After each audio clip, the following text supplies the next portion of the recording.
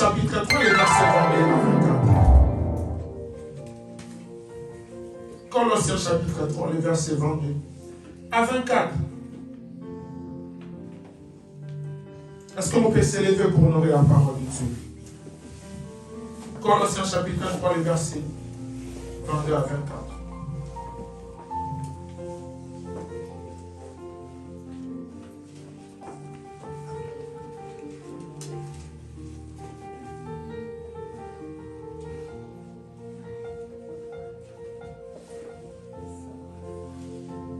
Est-ce qu'il y a quelqu'un qui a trouvé?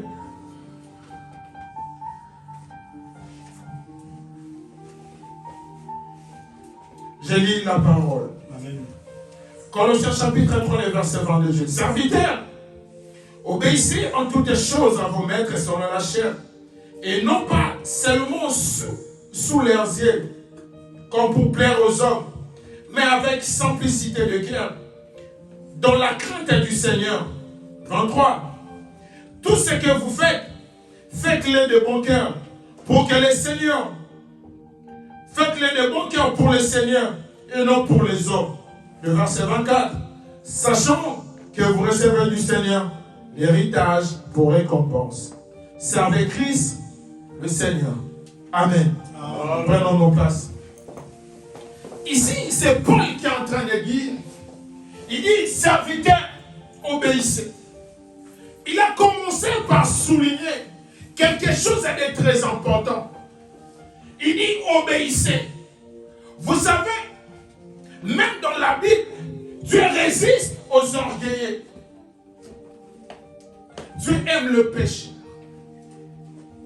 Dieu n'aime pas le péché, mais Dieu aime le péché. Pour que le pécheur puisse se convertir. Mais Dieu, il résiste aux orgueilleux. Et lorsque tu fais le parallélisme, tu peux te dire, est-ce que la désobéissance, elle est plus forte que le péché? Pourquoi Dieu aime le péché? Pour qu'il puisse changer. Mais Dieu résiste aux orgueilleux. Lorsque tu n'obéis pas, tu désobéis. Et l'orgueil, lorsque l'orgueil vient, Dieu résiste. Et Paul commence par souligner, de dire, serviteurs, obéissez. Cela signifie que lorsque tu sers Dieu, lorsque tu es un serviteur, la première des choses à mettre en pratique, c'est l'obéissance. Alléluia. Amen. Il dit, obéissez. Non pour plaire aux hommes. Vous savez, lorsque tu travailles, il faut avoir de l'obéissance à l'œuvre de Dieu. Il faut avoir de l'obéissance. Il faut obéir à Dieu. Il ne faut pas le faire pour plaire aux hommes. Il ne faut pas travailler dans l'œuvre de Dieu pour plaire aux hommes. Il dit non, je fais ça parce que les gens ils vont me voir que Jésus est en train de servir. Les gens vont me voir que je fais ça. Dieu n'a pas besoin de cela. Que tu puisses faire des choses pour plaire aux hommes. Mais fais des choses pour plaire à Dieu. Alléluia. Amen. Alléluia. Amen. Paul dit, obéissez. L'obéissance, c'est très important. Même dans l'église, l'obéissance, c'est très important. L'obéissance, c'est aussi capital.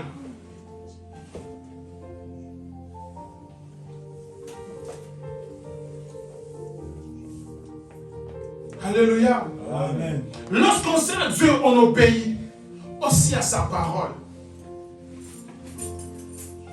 Tu ne peux pas dire, non mais moi j'obéis, je ne respecte pas la parole.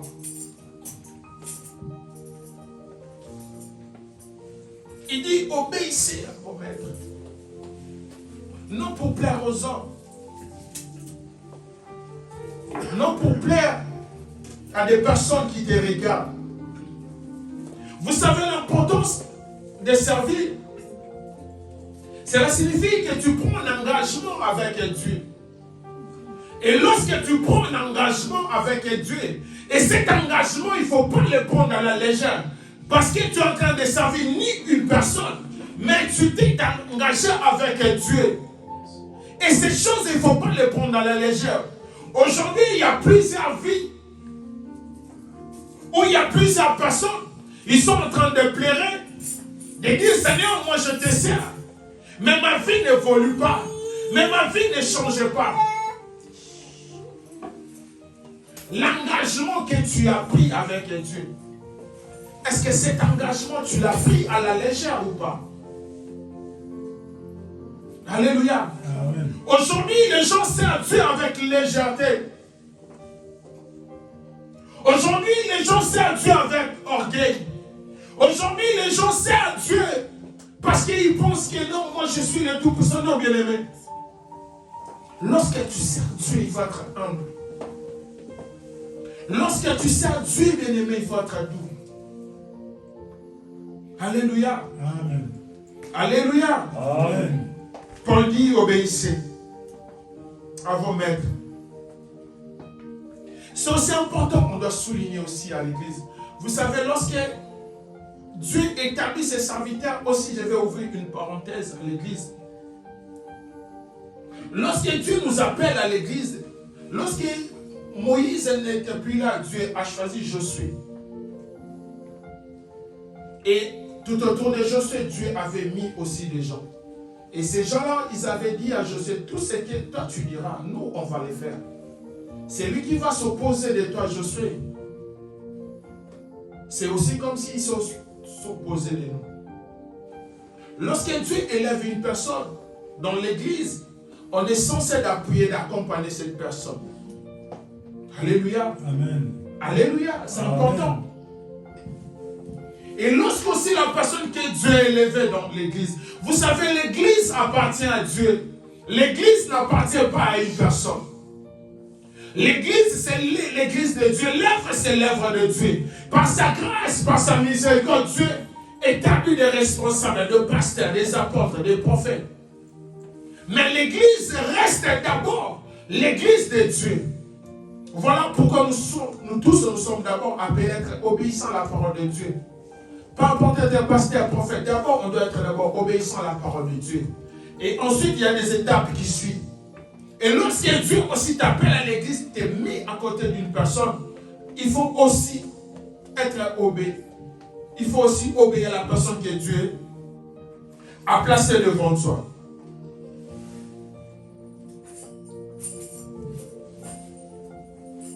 Alléluia. Amen. Lorsque Dieu t'appelle à les servir, bien aimé, il faut servir Dieu avec crainte.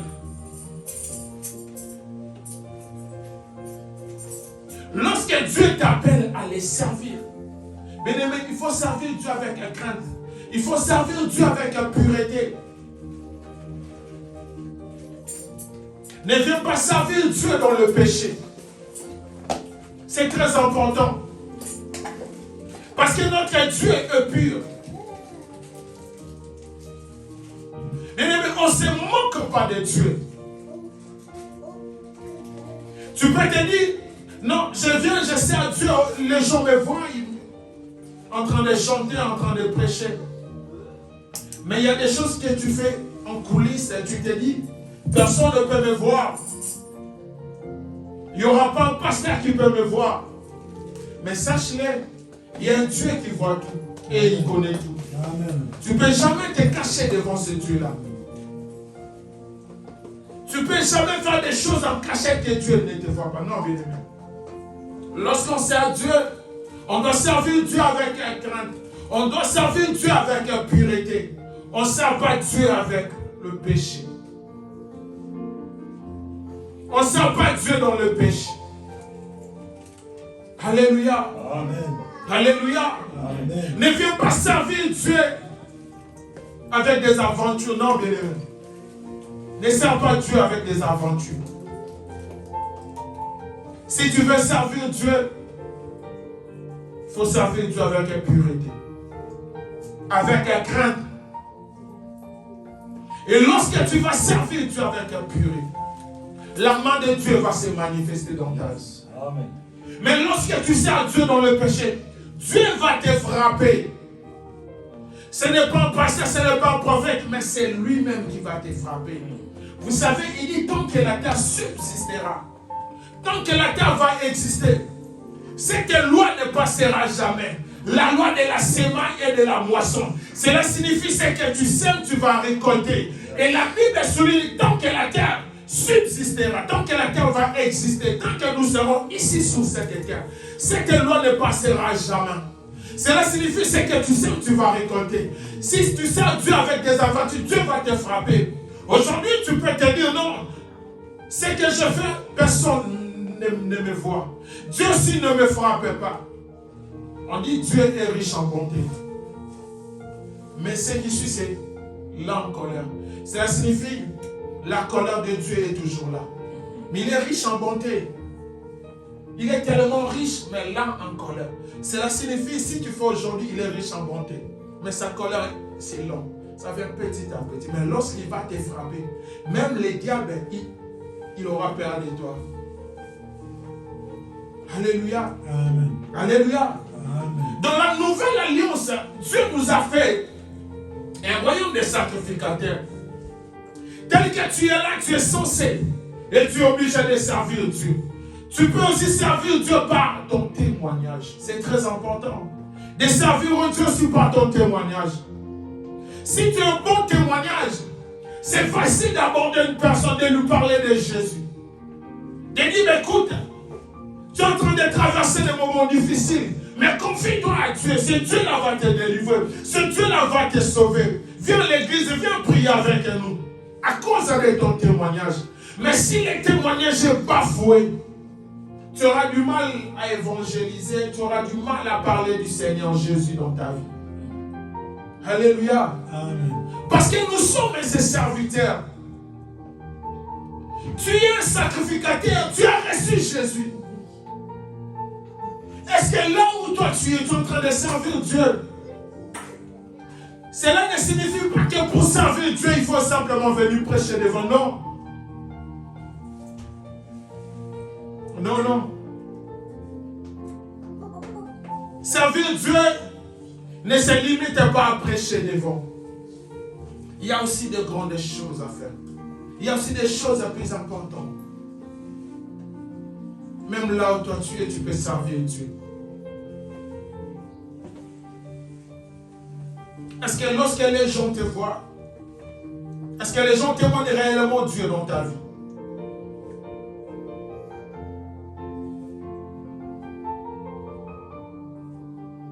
Lorsque les gens vraiment te regardent, est-ce que ton témoignage, tu es en train de servir Dieu par ton témoignage?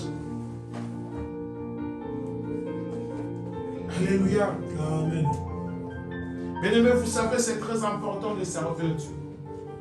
Hier, j'étais dans une formation de pasteur. Il y a des choses que je suis en train d'écouter. Bien-aimés, rachetons les temps. Alléluia. Amen. Rachetons les temps. Si Dieu t'accorde la vie, c'est pour que tu puisses lui servir. Amen. Si Dieu, chaque matin, il renouvelle sa bonté, c'est pour que tu puisses le servir. Amen. Hier, j'ai eu froid au dos. Vous savez, on prêche, on parle de la part de Dieu. Mais hier, il y avait un homme de Dieu, le pasteur, le révérend Léonard. Il était en train de décortiquer sur la fin du monde. Bien-aimé, il faut servir Dieu. Et si tu sers Dieu avec des aventures, il faut arrêter.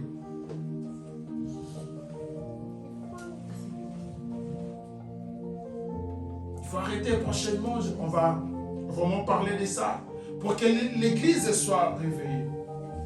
L'église, on dort trop. On est en train de dormir. Et Jésus revient bientôt. Vous savez, on était en train de décortiquer sur la prophétie de Daniel.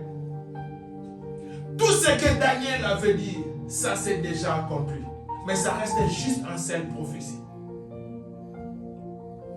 Tout ce que Daniel avait prophétisé pour la venue du Seigneur Jésus, c'est déjà accompli. Ça restait juste une seule prophétie. Tout ce que Daniel avait parlé, tout ce que Daniel avait prophétisé sur la venue de Jésus, toutes les prophéties, je pense que c'était plus de 70, si je n'oublie pas. Mais tout a été déjà accompli. Ça reste juste une seule prophétie. Pour que Jésus-Christ puisse revenir. Pour que l'Antichrist puisse... Lorsque cette chose va accomplir, cela signifie qu'il y aura l'Antichrist et l'enlèvement. La construction des temples à Jérusalem. Ça reste juste que ça. Et en Israël, ils ont déjà répertorié tous les sacrificateurs des Lévis. Il y a déjà le maquette du temple, là où l'Antichrist va venir. Le temple a été déjà fait. Et le moyen a été déjà mis à leur disposition. Mais ça reste juste une seule chose. Et là où le temple devait être construit, pour que l'Antichrist puisse venir, la maquette du temple est déjà faite. Les fonds ont été déjà mobilisés. Ça reste juste une seule chose. Lorsque cette construction aura lieu, ça signifie Jésus sera déjà de retour. Et voilà pourquoi aujourd'hui, ce matin, je suis venu interpeller une personne de servir Dieu. Servir Dieu, c'est important dans nos vies. Servir Dieu, c'est très important. Et au-delà de tout, il faut servir Dieu avec crainte. Parce que si tu sers Dieu avec aventure, avec des péchés, il dit dans Matthieu, je pense chapitre 23, je vais le retrouver. Au dernier jour, Jésus dira, je ne vous ai jamais connu. Alléluia. Imagine-toi maintenant. Imagine-toi maintenant. Tu as servi Dieu.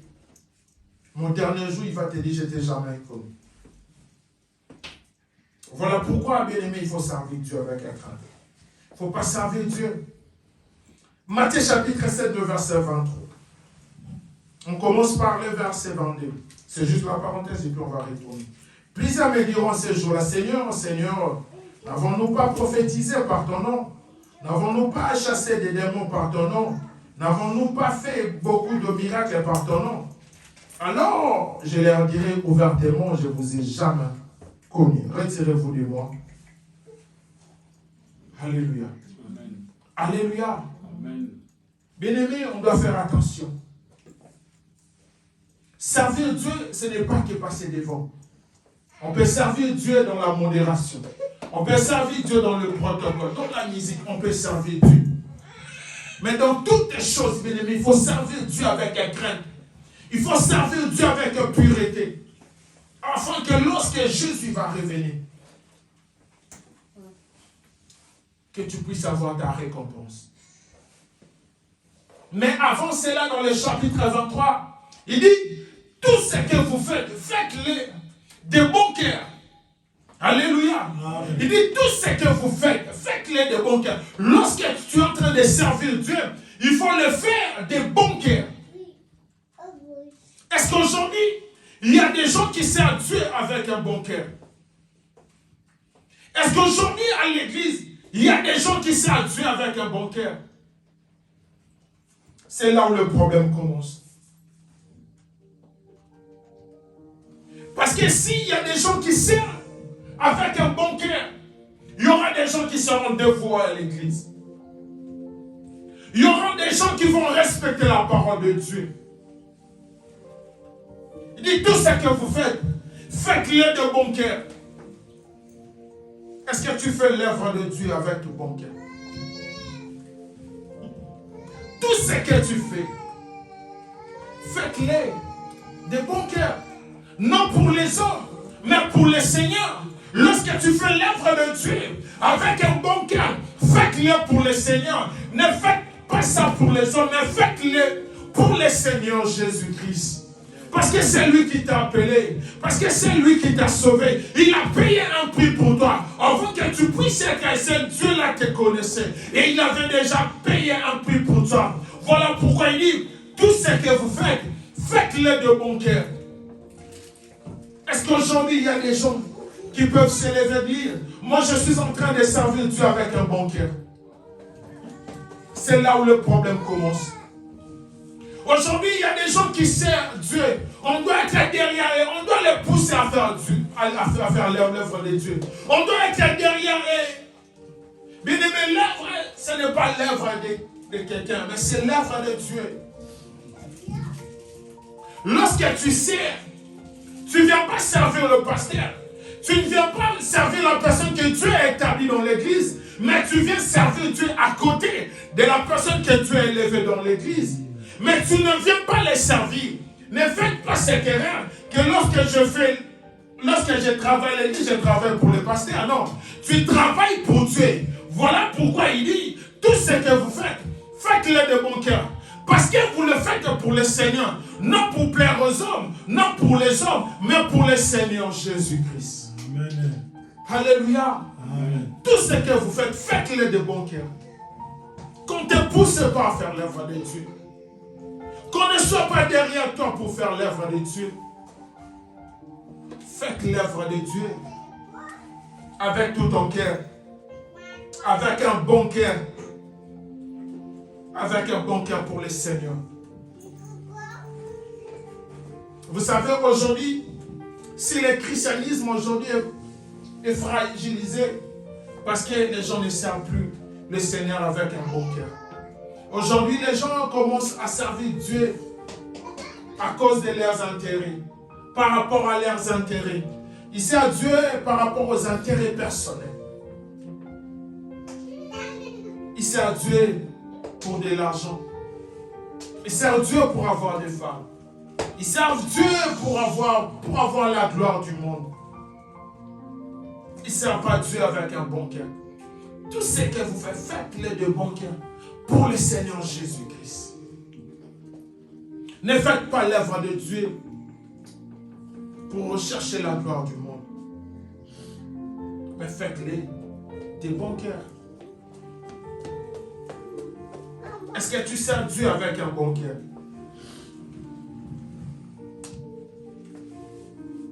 Est-ce que tu sers Dieu de tout ton cœur? Parce que lorsque tu sers avec un bon cœur, tu vas apporter la qualité. Tu vas apporter de l'excellence dans l'œuvre de Dieu. Tu vas être dévoué à l'œuvre de Dieu. Tu vas respecter la parole de Dieu. Tu vas honorer Dieu. Tu vas obéir à la parole de Dieu. Parce que tu le fais avec un bon cœur pour le Seigneur. L'église aujourd'hui, on a besoin de la qualité, on a besoin de l'excellence. On a besoin de l'excellence à l'église. On a besoin de gens qui sont dévoués. Vous savez, si le monde cherche toujours de l'excellence, pourquoi pas dans l'œuvre de Dieu? Pourquoi pas de servir Dieu avec excellence? Pourquoi pas servir Dieu avec qualité? Pourquoi pas servir Dieu avec pureté? Pourquoi pas? Pourquoi pas? C'est l'œuvre de Dieu. L'église, ça n'appartient pas à une personne, mais ça appartient à Dieu. Est-ce que vous imaginez la grandeur? Est-ce que vous imaginez la dimension? Ce n'est pas à quelqu'un, mais c'est à Dieu. À moins que la personne puisse dire, ça c'est mon église. Mais si l'église appartient à Dieu, il faut savoir que je suis en train de servir le roi des rois. C'est lui qui peut tout dans ma vie. C'est lui qui peut tout changer dans ma famille. C'est lui qui peut tout dans ma famille, dans la vie de mes enfants. Ce Dieu-là, il peut tout. Il est le Dieu des possibilités illimitées. Et lorsque je suis en train de les servir, il faut que je puisse les servir avec un bon cœur. Je dois mener de l'excellence. Je dois être dévoué à l'œuvre de Dieu. Je dois me donner à l'œuvre de Dieu. Je dois faire en sorte que l'œuvre de Dieu puisse aller de l'avant. Je dois faire que les gens puissent recevoir Jésus. Ceux qui n'ont pas encore reçu Jésus dans ma vie, je dois faire l'effort que les gens puissent recevoir Jésus. Parce que Dieu m'a fait son serviteur. Dieu m'a établi, ce n'est pas en vain. Tu as laissé des grandes villes pour venir dans cette petite ville. Et ce n'est pas pour rien. Tu as une mission, tu as une tâche. Imagine-toi dans cette ville, Anemas, Gaïa, Vétra, toute cette ville. Ce n'est pas pour rien. Dieu t'a établi là-bas. Vous savez, j'étais à Paris. C'est une grande ville. Mais vous savez, dans chaque salle, il y a au moins 3 ou 2 églises. Donc cela signifie que lorsque vous commencez de 10h à midi, finissez. Il y a encore d'autres qui vont commencer de midi à 14h. Il y a encore d'autres. Mais chaque culte, il y a toujours une foule immense. Les gens, ils ont cette soif-là de prier. Les gens, ils ont cette désir-là de prier. Mais regarde ici à Nemas, Gaïa, Ambi, les gens n'ont pas cette soif-là, cette envie-là de prier. Les gens n'ont pas ça. Et tant qu'un enfant de Dieu, il ne faut pas dire, ah non, c'est normal. Non, ce n'est pas normal. Et prie à Dieu qui puisse te montrer les réalités spirituelles. Et toi-même, tu auras la réponse des gens qui ne veulent pas prier. Il y a tellement une influence diabolique qui pousse les gens à avoir cet dégoût-là. Non seulement ça, mais cet esprit aussi combat les églises. Lorsque tu ne sers pas Dieu avec pureté, avec crainte, tu vas être soumis à leur système. Il y a plusieurs églises, il y a plusieurs hommes de Dieu. Ils sont soumis à ce système-là. Cet esprit qui contrôle Anémas, Gaïa, Genève. Il y a plusieurs églises, ils sont soumis dans ce système-là. Et si tu ne veux pas être soumis, tu auras des combats nuit et jour. Alléluia. Amen. Parce qu'à l'église, il y a certaines choses à l'église on ne peut pas tolérer. Mais dans certaines églises, on les tolère. Pourquoi? Parce qu'ils sont soumis à ce système-là. Alléluia. Amen. Ils sont soumis à ça. Et ils ne peuvent rien. Pourquoi? Parce que Dieu demande que tu puisses les servir avec pureté. Et lorsque tu sers Dieu avec crainte, avec pureté, tu auras des combats et tu ne vas pas être soumis à ça. Tu auras des combats nuit et jour. Alléluia. Et ils ne vont pas aussi te laisser tranquille.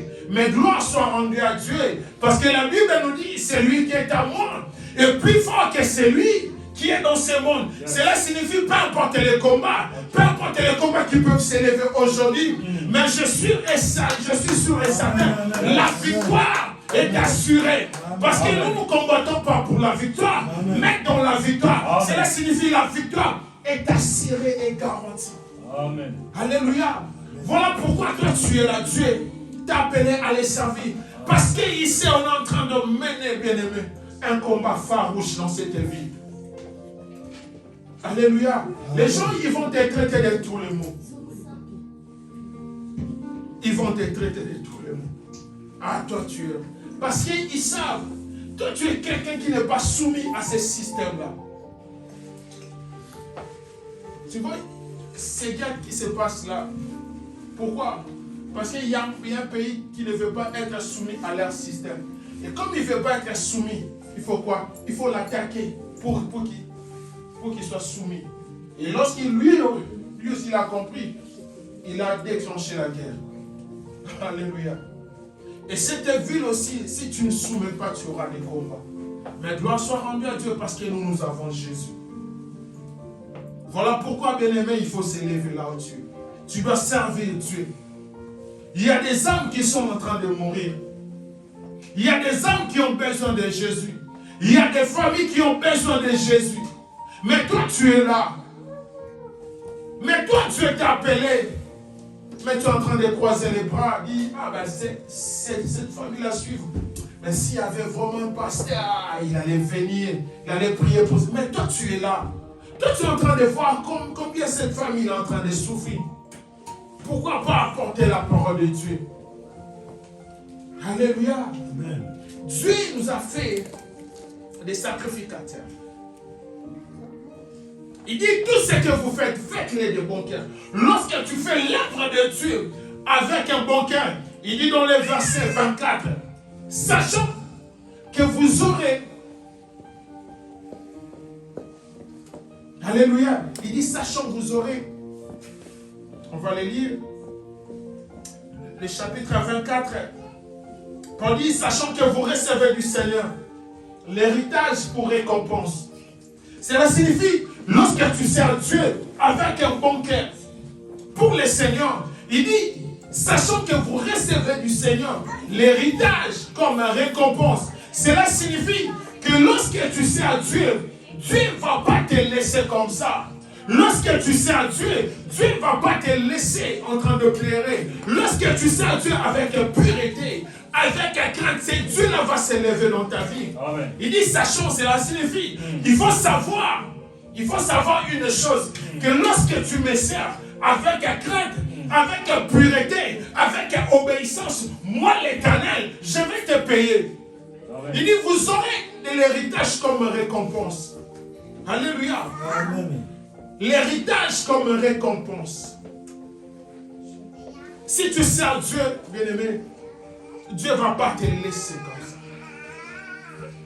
Il faut savoir, lorsque tu sers Dieu, avec tout ton cœur, c'est Dieu là va te payer.